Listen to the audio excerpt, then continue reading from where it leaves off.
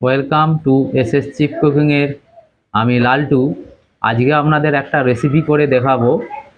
আমি লাউ ডাঁটা নিয়ে এসেছি বাজার থেকে কিনে, আর চিকেন চিকেন আর লাউ ডাঁটা দিয়ে একটা রেসিপি করে আপনাদের দেখাবো। প্রথমে আমি লাউ ডাঁটাটাকে কাটিং করে নেব। চলুন কাটিং করে নিই।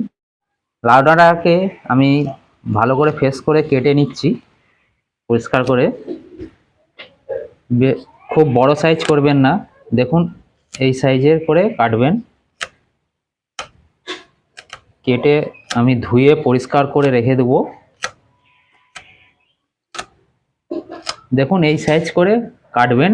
আর প্রত্যেকটা ডাঁটাকে আমি এই সাইজ করে কেটে নেব।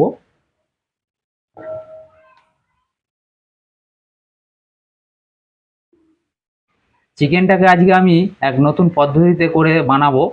প্রথমে আমি নিচ্ছি আদা পেস্ট, এটা 2 চা চামচ হবে আদা পেস্ট নিয়েছি। তারপর আমি রসুন 1.5 চা চামচ নিয়েছি। আচ্ছা, টমেটো কুচোনা একটা, আর পেঁয়াজ এখানে 100-2 পেঁয়াজ নিয়েছি আমি। সব এইগুলো দিয়ে দিচ্ছি।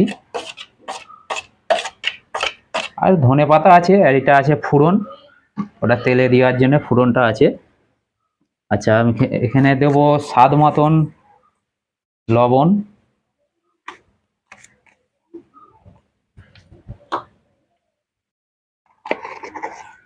আর 2 চা চামচ হলদি গুঁড়ো,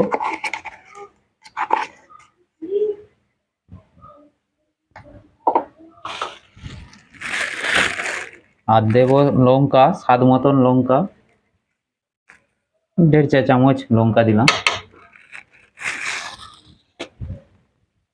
দিয়ে এটাকে আমি ভালো করে চিকেনটাকে মাখিয়ে রাখবো, পরিষ্কার করে মিনিমাম আধা ঘন্টা আমি চিকেনটাকে মাখিয়ে রাখবো।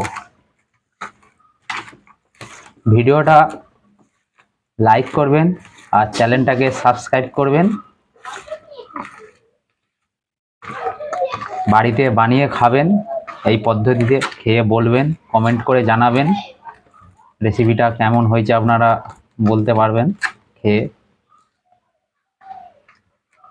আমি রেখে দিচ্ছি, মাখানা হয়ে গেছে, তাই আধা ঘন্টা থাকবে এই চিকেন মাখানাটা ম্যাগনেট করে। তেল গরম হয়ে গেছে, আমি ফোড়ন দেবো। এখানে 2টো তেজপাতা, কাঁচা লঙ্কা আর এলাচ, দারচিনি দিয়ে দিলাম।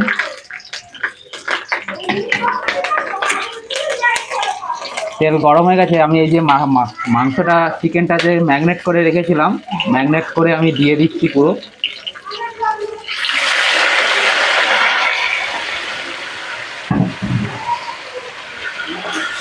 মাংসটাকে এরকম করে আমি কষতে থাকবো, যতক্ষণ না কষে জল বেরোচ্ছে মাংস থেকে, ততক্ষণ আমি এরকম করে কষতে থাকবো। মাংসটা কষা হয়ে গেছে, এবার আমি দিয়ে দেবো ডাঁটাটাকে একটু কষবো। ডাঁটা আর মাংস কষা হয়ে গেছে, এবার আমি দিয়ে দেবো জল, সেদ্ধ করার জন্য জল দেব পরিমাণ মতন।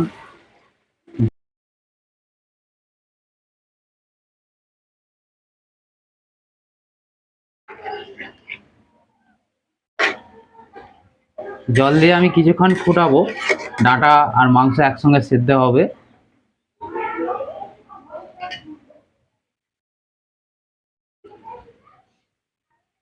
মাংসটা হয়ে গেছে সেদ্ধ, এবারে আমি একটু দিয়ে দেবো গরম মশলা পাউডার গুঁড়ো।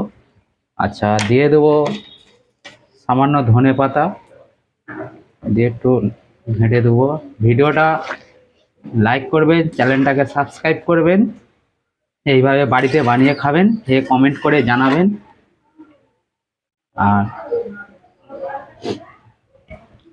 ধন্যবাদ।